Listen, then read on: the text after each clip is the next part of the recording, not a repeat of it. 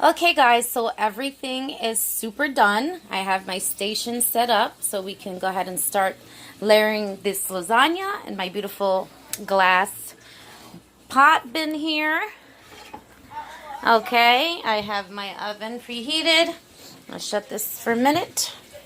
Alright, so let's go ahead and do this. Now, however, I use the country style creamy butter, okay? So I don't use oil or anything like that when it comes to some of my lasagna. Not everything, depending on what kind of meat I'm working with. But check that out. That's so delicious. Look at that. Oh my gosh. Just take a look at all that flavor. Alright, that's going to be some good stuff. Definitely going to keep this recipe. Alright, so here you have that beautiful pasta. Now, however, I wanted to let you guys know I do keep some of my pasta in the water because I like that water when I do these dishes, and I do put some of that water into my glass pot here. I put that in there, and it makes a good starch in between, keeps things together. So that is why I do not drain them. I go as is and pour. So let's do this. All right, so we're going to start out with that countryside creamy butter. I already melted it. So I just put like, I'm going to say about like 3 tablespoons of that. All right. And I just basically just take my little paintbrush and I just go all over it and get it all over, so make sure it doesn't stick too much. Okay, now I prefer to use the butter. Like I said, I don't like my lasagna to be oily. I rather have it with some butter. Alright, so we're going to go ahead and start with putting some of that marinated sauce on the bottom. Okay, again, make sure you get it in, and this don't have to be a lot. It's just to give us that nice crust at the bottom, as we know. Okay, that's my first step that I'm doing. This is how I do my thing. All right, and then we're gonna go ahead and shoot some of that pasta inside. So pretty. And this is gonna be just 2 layers. That's it. 2 layers of this with the ground beef and that ham. Super delicious.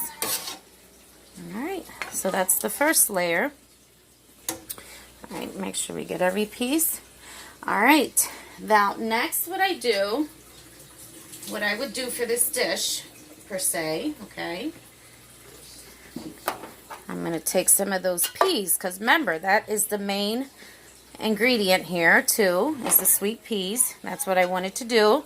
Green for St. Patty's Day, right? Let's put that in there as well. We're just having one of those sad couple weeks with the virus and everything, but we're making it happen at home. All right. There we have it. Okay. So we're going to go ahead and add in the hard salami. This is what I'm going to do next. And I have about, I think like 10 or 12 pieces here. All right. So we're going to do 6, and then we're going to do whatever's left on the second. Okay, look at that. Real pretty. Nice. Alright, so then we're going to go ahead and add in that deluxe American cheese. We're going to put that next. Very pretty. Like I said, you need to use what you have in your kitchen. That's how I invented a lot of my recipes. Just using leftover things that I have canned up that I want to try to see what that, what things you can do and see what you can make out of it, pretty much. All right, my cheeses are all funky, so don't mind that. They're all like smushed together, kind of, sort of. All right, so then next, of course, I'm going to start adding in that beautiful, lovely ground beef. All right. Look at that. Oh, my gosh. So good. This is going to be really good, y'all. So you don't want to miss this. All right. Make sure you get it in there. And I think the rest of that is good for a second layer. What do you think? Yeah, there we go. Look at that. And again, pat down a little bit so this way when everything starts cooking and and from the oven and puffing up, you know, you have room. All right. All right, guys. So next we're going to do the marinated sauce again. Okay. Okay, we're going to save just enough for the top, for the titty top. And just, you know, move things around. Make it spread the love. Spread the love. All right. And again, a little bit of that creamy butter.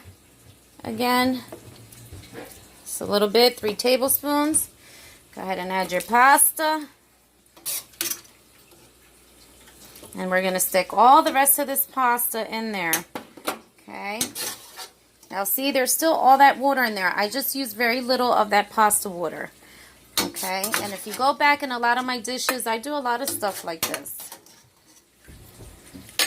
All right.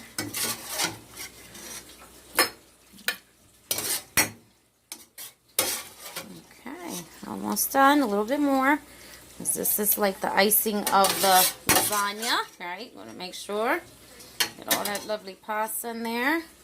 Enough for everybody. And this is more than enough for my family size. But, you know, my daughter has her little girlfriend that comes over as well. And, you know, we're trying to stay safe with this coronavirus and not, you know, have too many friends in the house.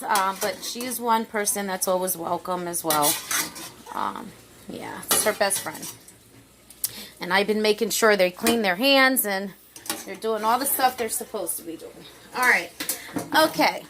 So, next we're going to go ahead and do the lovely sweet peas again. That's the rest of them. Very pretty. Make sure you spread them out. Spread the love. Okay, and this is basically how I would do it. Yep. Hard salami. Okay, there we go. 6 pieces, and I think I was right. I think I had about 12 pieces. Yep, 6 and 6, 12. Look at that. Pretty. And just look at the bottom of that. There's a lot of stuff. All right, so I saved these cheeses for the last on the top because it's only a 2-layer, like I said. So we're going to go ahead and add in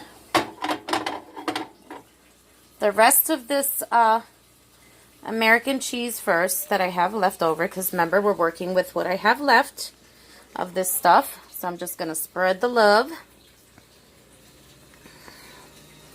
Alright, a little bit more. Just kind of throw that on top. Alright, and then we're going to go for that cheese that I grated up. All in there. And again, all in there. Beautiful. A little bit more. This is going to be good stuff. Make sure you get the edges as well. Push some of that to the edges of that beautiful, beautiful pasta. Priano pasta. Priano pasta. That's what we're working with right now for this lasagna. Instead of lasagna pasta, we're doing the Priano Casarecci pasta. That's what we're using. Alright, so now we're going to go ahead and go in for the rest of this. And everything's cooled off, so I can use my hands now at this point. Look at that nice piece of ham. Oh, yeah. I like that fatty ham, too. Just little pieces of it, not too much. Alright, we're almost done. Oh, my gosh.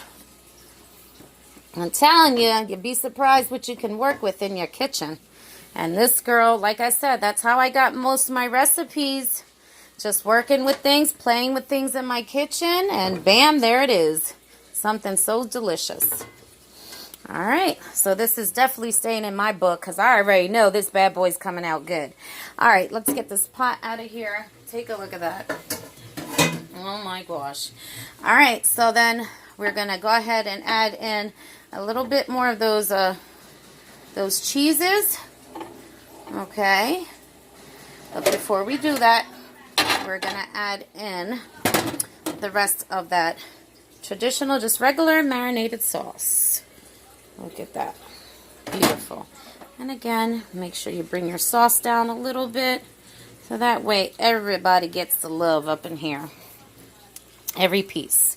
All right, so there you have it. Again, Toss the rest of that cheese you have left over. And I'm going to let this cook for about 45 minutes, I think is good, on 350 degree heat. All right. Don't forget that lovely parsley for a little bit of garnish on top. Okay. And look at that. Beautiful. All right. So as you know, I'm working with 2 hands. Again, that baby's loaded. Look at that. All right. So all I have to do is sprinkle a little bit of that Parmesan cheese on top, the all-natural cheese that I like. It's a little bit more expensive, but it's super good. It's super clean. And I'm going to be using that for the topping, for the icing of this lovely meal. All right, guys. So I'll stay tuned for the next final yum and the plating. That'll be up next. So it won't be for another about, I'm going to say, an hour tops, just to make sure I have the plating, everything ready. But this will probably only sit for about a half hour, 350 degree in my mini oven. Everything's already cooked. All right, there you have it.